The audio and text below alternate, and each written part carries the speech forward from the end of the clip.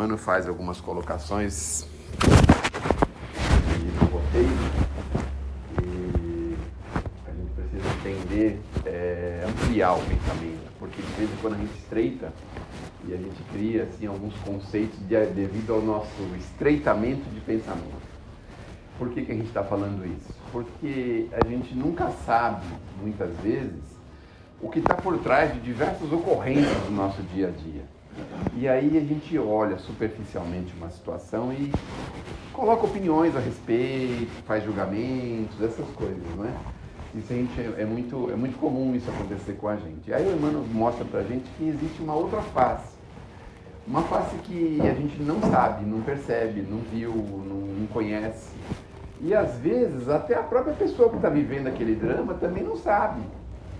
Por que ela chegou naquele momento, naquela hora, naquela circunstância, naquele fato, naquele ato, ela também não sabe. E é aí que o Emmanuel mostra pra gente que nós temos a tal face oculta. A face oculta é aquela face que ninguém consegue enxergar, assim, de pronto, em primeiro plano, né? Então, por exemplo, como é que a gente sabe por que nós temos problemas de saúde? Algumas pessoas desenvolvem problemas diversos, né? Problemas de osso, problemas de estômago, circulatório, digestivo. Por que a gente tem isso? Uma vez que a gente sempre tomou caminhos retos, sempre fizemos as coisas certinho, nunca fizemos nada de extravagância, nunca fizemos nada errado. E mesmo assim a gente tem lá aquele problema. Às vezes vem aqueles problemas mais graves, né? Aquelas células que ficam desordenadas, ficam atrapalhadas e ficam se reproduzindo. E aí a gente fica pensando, mas por que, meu Deus do céu? Não tem motivo nenhum para estar vivendo isso, né? Aí nós vamos pensar na tal face oculta que o Emmanuel mostra pra gente. A gente às vezes passa um problema de violência na rua, em casa, em algum lugar, e a gente fica pensando, poxa vida, eu tenho uma vida tão certinha, eu favoreço as pessoas, ajudo, cumpro o meu dever, faço tudo que está ao meu alcance. Por que isso veio acontecer justamente comigo? E aí a gente vai observar a tal face oculta, não é? Aí a gente de vez em quando resolve favorecer alguém, auxiliar. Aí você vai numa casa humilde, numa casa simples, você vê lá uma mãe de família com 5, 6, 7 crianças, sem o menor recurso, sem a menor possibilidade. Aí você pensa, meu Deus, por que essa senhora teve tantos filhos? Por que ela está nesse drama? Não fez nenhum planejamento, não trabalhou, nunca estudou, nunca fez nada. E aí a gente recorre à tal face oculta do nosso companheiro espiritual. Aquele parente difícil, sabe aquele parente difícil que todo mundo tem um? Todo mundo tem um. Eu ouvi falar que todo mundo tem um daqueles parentes assim, que a gente faz tudo por eles, paga aluguel para ele, compra carro para ele trabalhar, coloca ele na empresa, faz tudo o que é possível. Ele começa no entusiasmo, 2, 3 meses já está do mesmo jeito, ele volta tudo para trás, não consegue desenvolver nada, não consegue avançar em nada, não consegue fazer nada, está sempre mais ou menos do mesmo jeito. E a gente fala, mas por que, meu Deus do céu, que vive esse drama, essa situação, esse problema? Aí nós vamos de novo nos ligar a essa tal face oculta que o nosso companheiro espiritual Emmanuel fala. E são circunstâncias diversas que nós podíamos elencar aqui, muitas outras. Aí os nossos irmãos, a gente vê aí muitos irmãos nossos abandonados nas ruas, largados na rua, e fica pensando, meu Deus, mas o que essa pessoa pensa? Por que vive esse drama? Com esse frio, fica deitado nessas calçadas, desse jeito? Por que usa tanto álcool, tanta química, tanta coisa? O que acontece com essas pessoas?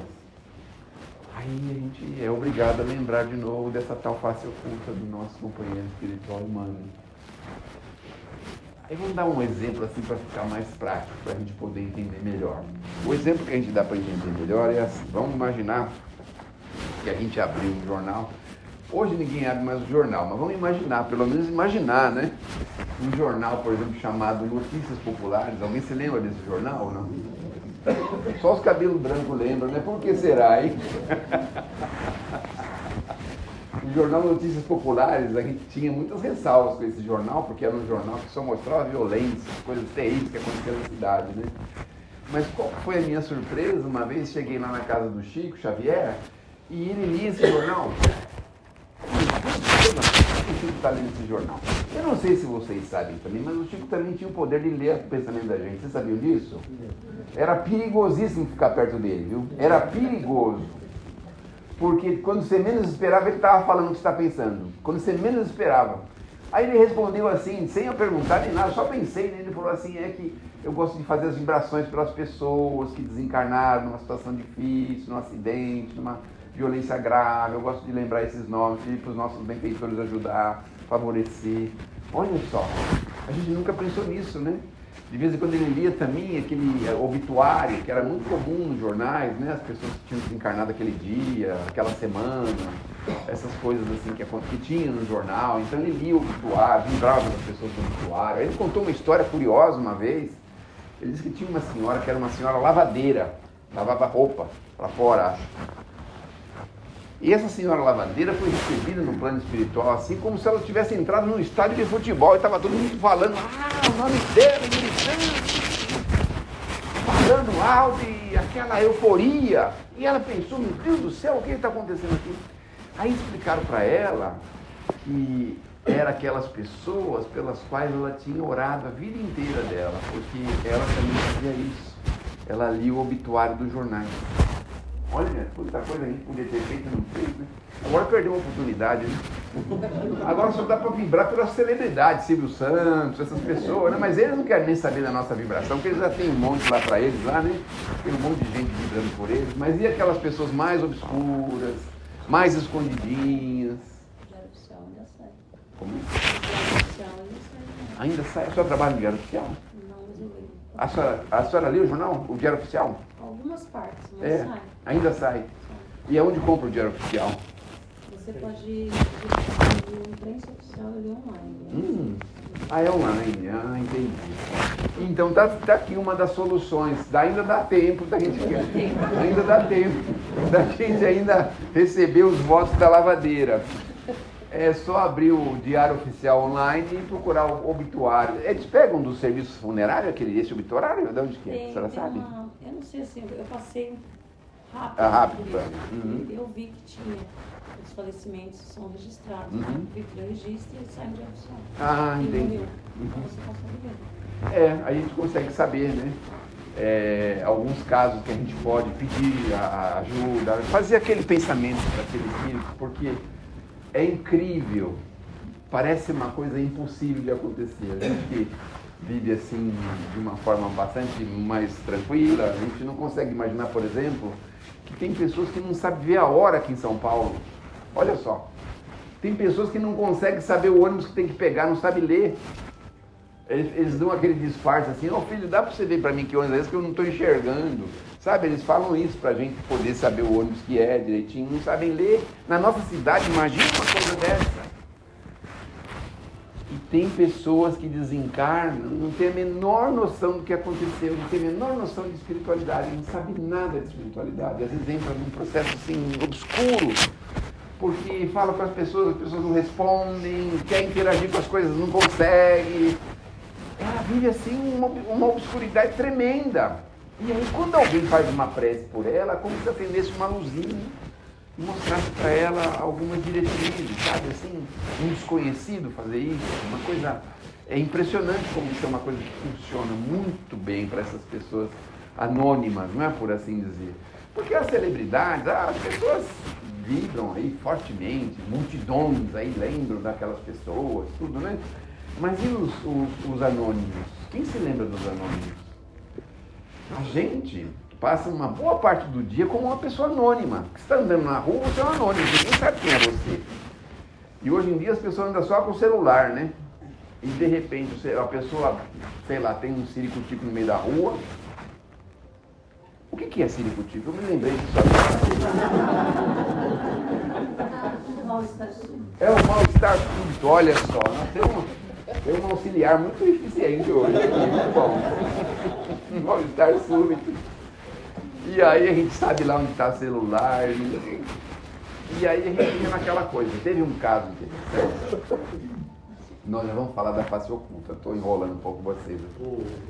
Teve um caso interessante que aconteceu aqui em São Bernardo do Campo, aqui pertinho. Nós temos um programa de rádio chamado Rádio Mensageiros, que tem no WhatsApp e no Telegram.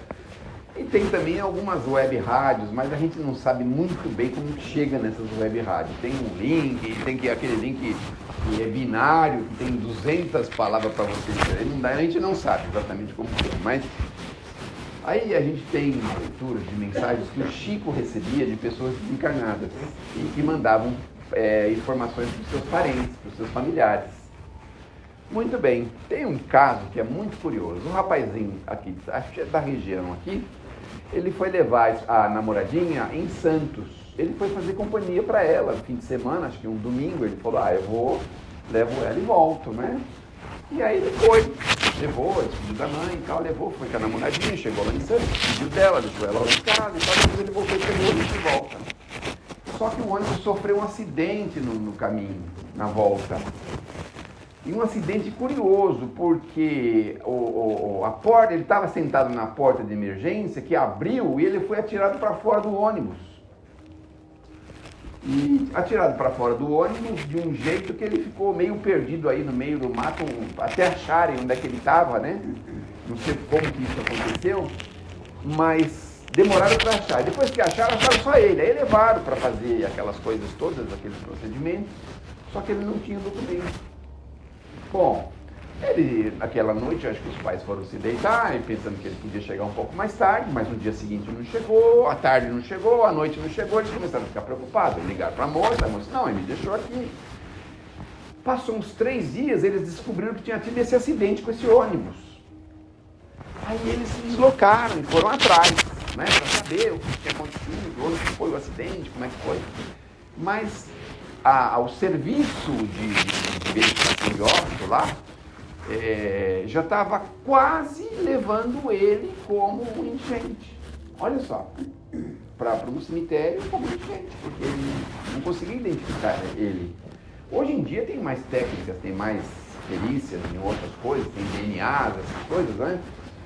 Eu não sei se vocês sabem, mas sem perceber a gente é cadastrado num banco de DNA, não sei se vocês sabem disso, né? Às vezes a gente vai doar sangue, fazer alguma coisa, eles cadastram o nosso DNA num banco de dados aí. E não está difícil de acharem a gente, onde a gente mora, o número do RG, do CPF, quantos filhos tem, quanto ganha por mês, quanto sonegou no imposto de renda, eles já sabem tudo, né? Já sabem tudo da gente. Mas naquele tempo não, 30 anos atrás, né? Então o menino ficou lá. Vejam a aflição dos pais, chegaram lá praticamente em cima da hora dele não ser enterrado como indigente. Então a gente tem essa face oculta, que a gente pode viver um drama desse, né? As vítimas anônimas, as pessoas anônimas, as situações anônimas, que as pessoas não ficam sabendo, assim, não saem publicidades, essas coisas, não é? Mas vamos voltar lá na face oculta. Muito bem. Bom, o rapaz mandou uma carta para os pais, né? E agradeceu muito, que ele foi localizado e tal, contou como que foi a história direitinho. E aí os pais ficaram um pouquinho mais conformados, né? Porque é complicado a gente entender que o nosso filho está num ônibus e o ônibus projeta a porta para fora, lá a saída de emergência, ele sai fora do ônibus e fica perdido e vai ser enterrado como indigente. Nossa, é um negócio terrível, né? Mas aí ele explica direitinho que também ele tinha compromisso com o seu passado, enfim. Ele coloca as coisas bem limpas e os pais acabam aceitando a ideia e se conformaram um pouquinho com isso. Claro que não é uma conformação profunda, porque perder um filho é uma coisa muito forte, não é?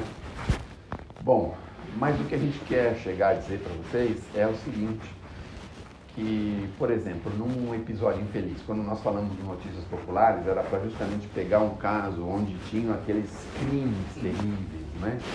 Então, em alguns casos, a gente vê pela imprensa que o fulano cometeu uma atrocidade, fez uma coisa horrorosa, aquelas coisas que ainda, de vez em quando, a gente ainda escuta. A gente sempre tem uma sensação curiosa. Sabe qual a sensação que a gente sempre tem? Tem a impressão que vai ser a última vez que a gente vai ouvir um negócio igual aquele. Que aquele vai servir de exemplo para todos os outros. Mas quando a gente menos espera, acontece de novo a mesma coisa. Um negócio impressionante. Ou pior, às vezes, aí fala, meu Deus do céu, mas aconteceu um negócio daquele, ninguém ainda aceitou direito, aí acontece um negócio ainda pior. É uma coisa profunda, complicada, difícil. Mas aonde a gente quer chegar é assim, aí vai lá a reportagem, faz aquele jeito que eles costumam fazer, eu já constatei de que, na verdade, existe uma espécie de sensacionalismo nas informações, não é? Porque hoje mesmo, no dia de hoje, eu fui tomar sol junto com os presos lá da cadeia de Santana. Eu tô meio vermelho assim, porque estava muito frio, a gente ficou no sol, né? Aí minha esposa falou, nossa, você tá vermelho, o que aconteceu? Você foi na praia? Eu falei, não, mas na praia com esse frio, né? Não dava, né? E aí a gente constata o seguinte, o que a gente constata? As coisas que aconteceram tem 5 ou 10% do que é aquilo que foi relatado. O resto é tudo informação aumentada. Porque as pessoas gostam de ver informações aumentadas, né? Gostam de ver tragédias terríveis. A gente tem uma coisa assim forte com isso, né? Mas aí o que a gente pode dizer é o seguinte: vai lá o juiz e o juiz fala assim, não, você fez uma coisa errada e tal, mas acontece que a gente não tem a menor noção por que aquela pessoa foi atraída para aquela situação. Vocês já repararam que assim, nós não temos muito como evitar um problema que tem que acontecer com a gente? Não tem muito como evitar. As pessoas pensam assim, não, vamos fazer um jeito, porque se acontecer assim, a gente sai desse jeito, a gente resolve daquele jeito, faz aquilo, previne isso. Mas não dá para prevenir 100% das coisas, é impossível. E aí o que acontece? Vai lá o camarada e fala, não, você fez aquilo, está errado e tal. Só que é o seguinte, ninguém sabe por que aquelas duas pessoas se encontraram. A gente não tem nem a menor noção disso. Vou dar um exemplo para vocês, porque eu acho que vocês já ouviram falar aqui de expositores que falaram assim que a gente pode se unir umas às outras pessoas de duas formas. Ou através do amor, ou através da dor. São duas formas de se unir as pessoas, não é? Então, a gente não tem noção por que nós estamos nos unindo a essa pessoa que está ali, às vezes, numa outra situação, numa situação mais complicada, ou numa situação de crime, ou qualquer outro motivo. A gente não sabe por que nós estamos atraídos para isso. Existe toda uma história por trás, desconhecida. Uma história que muitas vezes nem os próprios protagonistas sabem como que é essa história. Porque ela não aconteceu agora. Ela aconteceu em outra era, em outro momento, em outra vida. Dá para aceitar isso fácil ou é muito difícil? A gente consegue aceitar bem essa ideia de reencarnação? Porque tem gente que tem dificuldade de aceitar. Mas vamos pensar, pelo menos assim, e se isso realmente acontecer? Vamos pensar assim, quem tem dificuldade de aceitar a reencarnação, pensa assim, e se isso for verdade uma reencarnação? Porque se hoje nós temos uma diretriz de vida, obviamente nós já tivemos diretrizes de vida em outras vidas. Então a gente fez tanto amigos como a gente pode ter feito inimigos no nosso passado, não é? Vou contar um outro casinho curioso que aconteceu aqui na rua Amaral Gurgel, na década de 60, antes do Minhocão. O Minhocão me parece que era da década de 70, né? Quem tem cabelo branco aí para reconfirmar? É na década de 70, mais ou menos, né? O meu não está totalmente branco ainda, por isso que eu não sei. E não tem nem cabelo? O senhor não tem nada? Então o senhor é o homem invisível. Bom, o moço estava conversando com o amigo conversando com um amigo na porta, e de longe ele viu uma viatura da polícia vindo lá atrás. Aí quando eles viram a viatura, falaram, é melhor a gente entrar, já é de noite, já é tarde, é melhor a gente entrar. Aí o amigo foi embora e o outro foi entrar para dentro de casa, mas era um corredor grande, ele foi entrar para dentro de casa. A polícia parou, mandou ele parar. Pode parar, senhor, pode parar aí. Ele tinha um problema, ele era surdo. Ele não parou. Aí o policial deu 2 tiros. Até aí, que coisa horrorosa, né? Coisa horrorosa, terrível. Ele desencarnou. Aí os pais estavam inconsolados, aquela coisa tão complicada, tão difícil, e ele veio trazer uma informação para os pais através da psicografia do Chico. E o que ele falou? A hora que ele falou, sabe o que aconteceu? Não fiquem aborrecidos com esse senhor que é o policial. Não fiquem chateados com ele. Sabe por quê? Porque em 2 encarnações foi eu que matei ele. Em 2 encarnações. Foi eu que fiz isso com ele. Então, Veja, isso é um pequeno exemplo, um pequeníssimo exemplo de como a gente não sabe nada. Claro, tem as leis, vamos responder pelas leis, lógico, isso eu não tenho a menor dúvida. Mas eu digo a nível de entendimento de toda uma história. Então o rapaz era surdo, não ouviu, o moço achou que ele estava se fugindo, qualquer coisa, e atirou nele. Não tinha necessidade de atirar, correr atrás, sei lá, fazer alguma coisa, né? Não sei. Mas depois o rapaz sabendo que aquele, na verdade, era um credor dele. Ele tinha tirado a vida daquele moço já algumas vezes no passado. Então vejam o que uniu os dois. Vejam só. Não foi só a perversidade do policial, nem a deficiência auditiva dele que fez isso acontecer. Existia um elo muito forte no passado. E a gente muitas vezes não valoriza, né? Perguntar uma coisa. Pois. Uma situação dessa, né? Ele pede para que perdoe o policial porque ele tinha um débito com ele. Esse policial que matou, ele não está criando um débito? Claro que está. Claro que está. Inconscientemente, porque ele não tem consciência que ele está fazendo esse trabalho dele. Sim, mas o que pode, agora, avaliando de fora, sem maiores detalhes que a gente não sabe, era assim, muitas vezes não era necessário ter usado de tanta violência, tanta força, não é? Porque a princípio ele não estava diante de um crime acontecendo, a princípio ele estava diante de uma abordagem comum, mas provavelmente pelo ímpeto e pela agitação que ele teve de ver um inimigo dele do passado que poderia se virar contra ele e matar ele outra vez. Mas aí ele teve influência do espírito, você acha? Talvez não.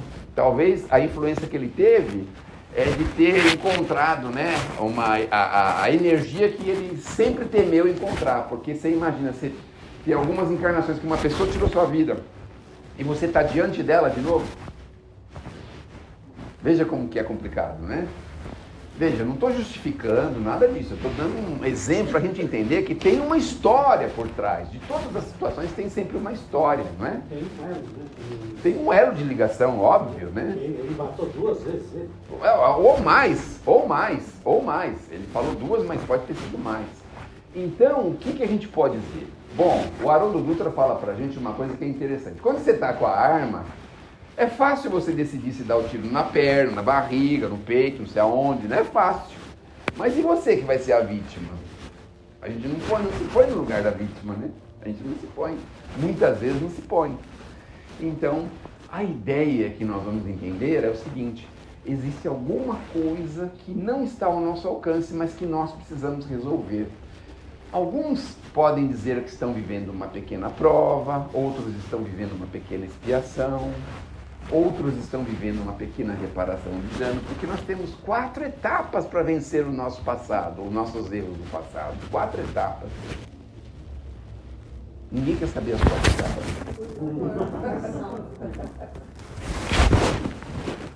A gente comete um erro, uma falha muito grande. É importante a gente saber que a misericórdia do Pai é sem igual, é infinita. Ele tem um amor profundo pelos filhos, mas não é só pelos filhos encarnados dos seres humanos. Tem amor por toda a criação, até aquele bichinho mais insignificante para a gente, a criação tem amor por ele. Enfim, nós temos oportunidades. Então, às vezes, falhamos numa oportunidade. Aí nós renovamos a oportunidade. Então, para renovar a oportunidade, para se ver livre daquele problema, a gente tem que passar por 4 etapas.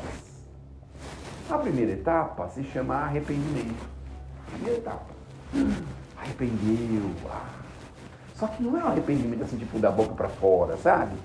Que a gente fala de qualquer jeito. Não, é um negócio muito pessoal entre a gente e as leis da criação.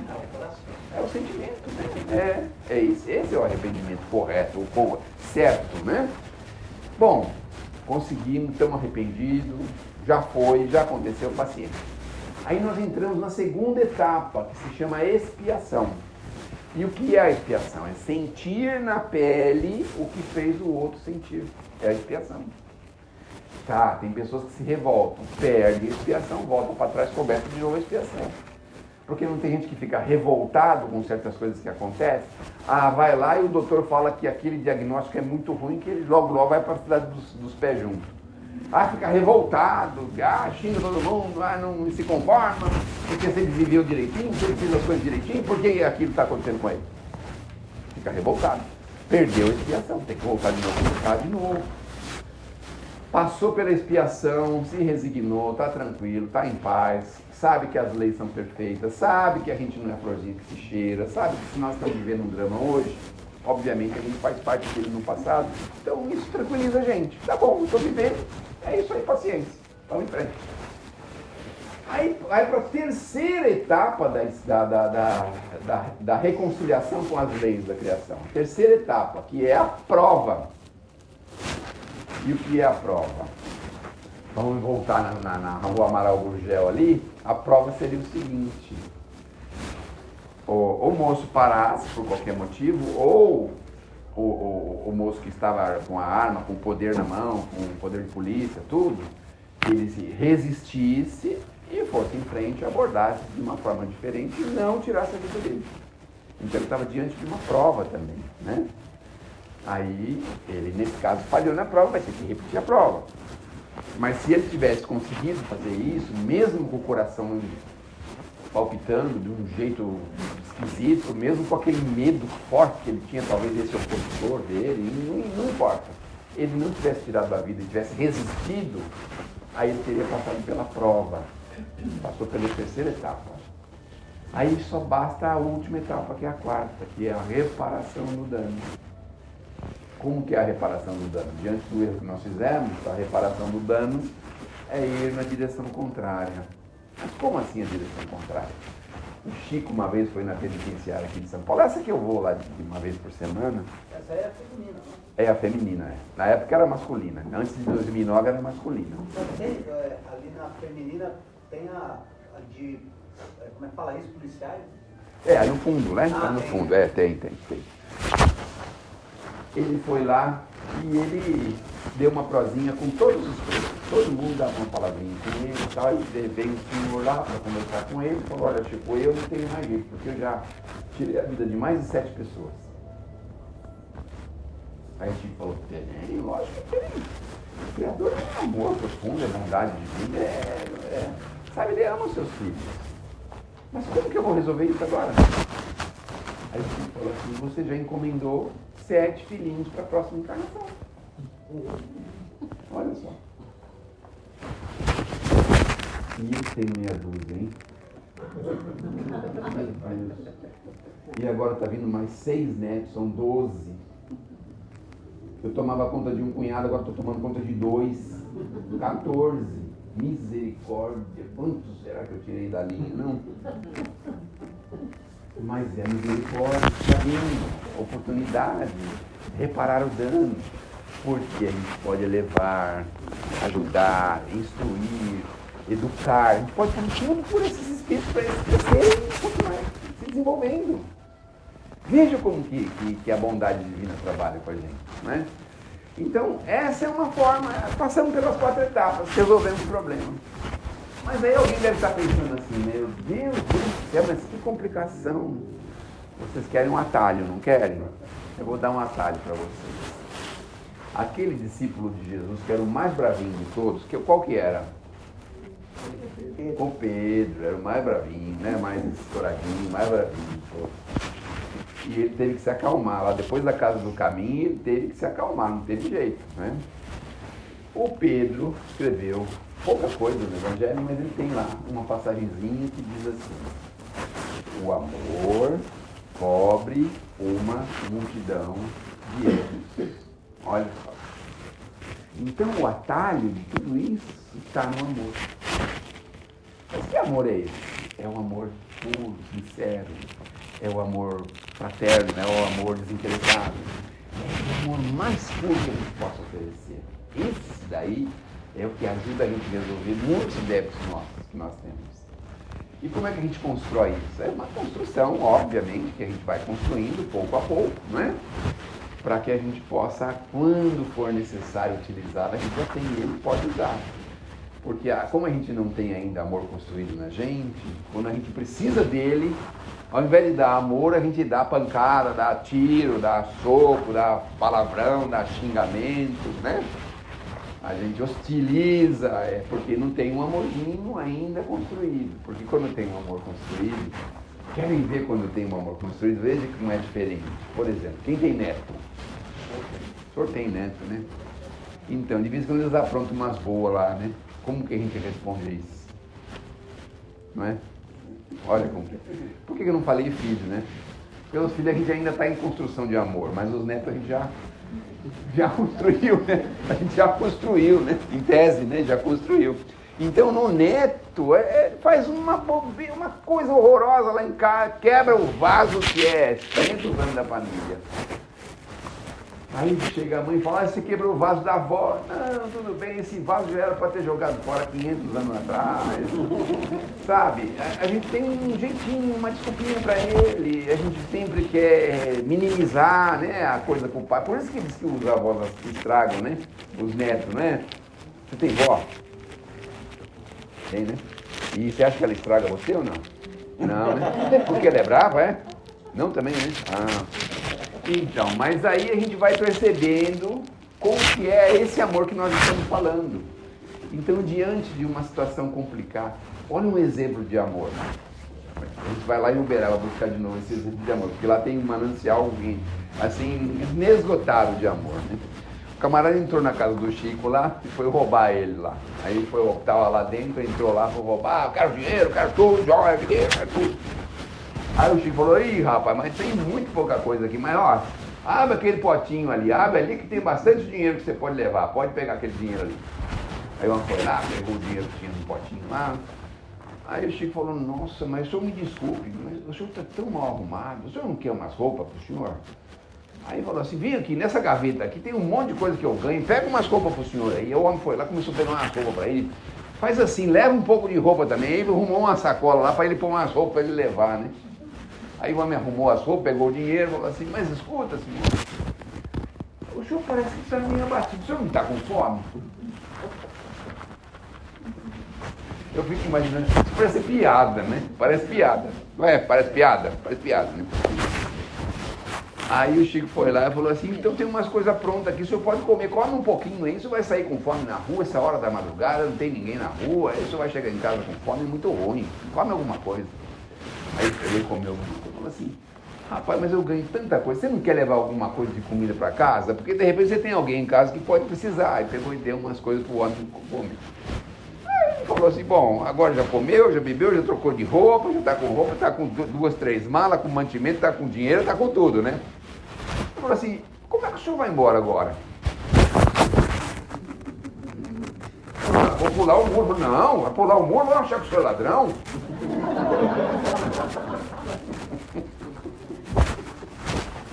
Aí ele foi lá, abriu a porta pro homem, despediu do homem, tudo. Falei, meu Deus do céu, meu Deus do céu. Olha, não é difícil um exemplo desse, porque eu já vi, assim, diálogos com malfeitores, né, pessoas assim, que têm mananciais de amor muito grandes. Amenizou uma situação que poderia ser muito grave, amenizou, não é? Falou, tá tranquilo, né? Como é que é? É diferente. A pessoa entrava na órbita dele ali e, na verdade, ele não, se o Chico não quisesse, ele não teria levado nada e ainda teria sido preso, né? Porque, enfim, a gente vai percebendo que a construção de amor é basicamente isso, é a gente querer bem do nosso semelhante. Começa já dentro de casa, é mais fácil, né? Das pessoas do nosso meio, filhos, parentes nossos. Ah, mas eu tenho parentes que eu não aguento, tenho parentes que é impossível de querer bem. Constrói um pouquinho de amor, vê alguma coisa que é positiva nele. Ah, mas só tem negativo. Sempre tem alguma coisinha que é positiva. Sempre tem. Aí a gente vai estendendo um pouquinho mais. Aquela pessoa que ajuda a gente em casa. Sabe aquela pessoa que ajuda? Estende um pouquinho mais, vai estendendo, devagarzinho. Porque é isso que vai ajudar a gente a viver menos prova, menos expiação, menos arrependimento, menos prestação de contas, né? Que é a reparação do dano. A gente vai precisar viver menos isso. Quanto mais amor a gente dedicar, menos sofrimento a gente vai viver. O problema do sofrimento é justamente esse, é porque a gente não abre mão de certas coisas. que a gente precisa aprender a abrir. Com Jesus, por exemplo, fica imaginando o maior espírito que já passou pela terra. O camarada vai e prende ele lá. Prende ele. Não é que prende ele se deixou prender, óbvio, né? Porque os caras, quando foram chegar perto dele, viram que ele falou, eu que sou o Cristo, os caras tudo caíram para trás. Assim. Aí o Cristo deve ter falado assim com os espíritos, falar, deixa eles são crianças, deixa eles. Aí prenderam ele, levaram. Aí começou aquela coisa, né? Terrível, que todo mundo sabe nos últimos momentos do Cristo. Mas, veja, quanto mais a gente entende o que o Cristo veio fazer aqui pra gente, para mostrar isso, nós precisamos aprender a amarmos uns aos outros, apesar de tudo que ele sofreu. Veja, tem uma passagem no Evangelho que é muito interessante. Não está cansativa essa conversa, não? Estou vendo que tem gente que está querendo dormir, dá vontade de dormir, com um frio desse aqui, meu Deus do céu. O Cristo estava na Via Cruz, com aquela cruz, carregando aquele troço pesado, todo machucadinho, todo atrapalhado. Nossa, mãe do céu. Até que o soldado viu que ele estava muito esgotado, foi lá e chamou um camarada que era um sirineu. Ele tinha vindo da Sirineia, por isso que era sirineu, né? Mas tem um outro nome, ele tem um outro nome. Alguém sabe quem é o nome? Qual é o nome dele? Não sabe? Então, eu sabia desse nome aqui, mas agora eu liguei o computador de repente e não funcionou direito ainda. Daqui a pouco eu vou lembrar o nome dele. Aí pediu para ele ajudar o Cristo. Vocês lembram dessa passagem, né? Que pegou o sirineu para ajudar a carregar um pouquinho da cruz do Cristo, né? Lembram disso? Só que o sirineu tinha ido lá porque ele tinha uma filha doente. Ele foi lá para encontrar Jesus, para pedir ajuda para Jesus, porque ele sabia que Jesus podia ajudar. Quando ele chegou lá, viu aquela confusão, Cristo crucificado, caindo de um lado para o outro, todo machucado, ele falou, meu Deus do céu, e agora? Mas aí o soldado mandou justamente ele ficar no lugar do Cristo um pouquinho. Quando ele chegou perto do Cristo, ele falou, Senhor, a minha filha, falou para o Cristo, naquele momento, só falou isso. Aí carregou um pouquinho da coisa, daqui a pouco foi mandar tirar, pegar o outro, aquela coisa toda. E aí o que aconteceu? O Cristo falou assim, pode ir, que a tua filha já está bem. Sabe o que significa isso? Que o Cristo estava pouco se lixando com aquilo que estava acontecendo lá. Porque ele conseguiu fazer um atendimento à distância para uma menina, cujo pai falou 2 palavras para ele. 2, a minha filha. Olha só. Falou 2 coisinhas para ele. E ele atendeu a pessoa. Mas então, isso é assim, ele estava pouco se lixando, não é que na hora, aqui hoje a gente fica revoltado com a situação, mas eu digo assim, ele não estava levando em conta aquelas coisas ruins que estavam acontecendo com ele. Não estava levando em conta isso. Porque era mais ou menos como assim, uma pessoa muito querida nossa que está aprontando com a gente, que a gente ama tanto ela e ela está aprontando com a gente. Tá, sei lá, pegando coisa em casa, está pegando dinheiro, escondido, a gente sabe que ela está fazendo isso, mas você pensa que está fazendo isso. A gente não leva aquilo muito fortemente em conta, né? A gente releva, porque a gente tem amor pela pessoa. Então Cristo tem amor pela humanidade. Então aquilo para ele não era um negócio significativo como seria para nós, né? Injustiçado, apanhou, escarnecido, toda aquela confusão que fizeram com ele. Poxa, a gente estava levando em conta, sei lá. Mas o Cristo não estava se ligando com isso. Por isso que nós precisamos aprender a construir esse bendito amor em nós. Primeiro, porque com esse amor a gente também começa a viver melhor. Sabe se você viver desconfiado de todo mundo? Não é ruim. Tudo a gente desconfia. O camarada me pede dinheiro, fala, você vê pinga, vai trabalhar. Aí o outro vem lavar o vidro da frente, faz procurar o que fazer, rapaz. Não quero que lava vidro nenhum, não. Tudo a gente desconfia. Alguém liga em casa e fala assim, escuta, eu estou precisando. Está precisando, é golpe. Pronto, desliga na hora. Acho que tudo é golpe. Tudo é golpe. Tem muitos, mas nem todos, né? Então, como é que é? Tem bastante, né? Tem bastante, mas nem todos.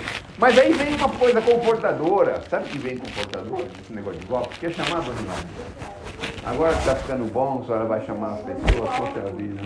Vamos lá, criança tem uma criança que parece com a mãe, aí assim, ó.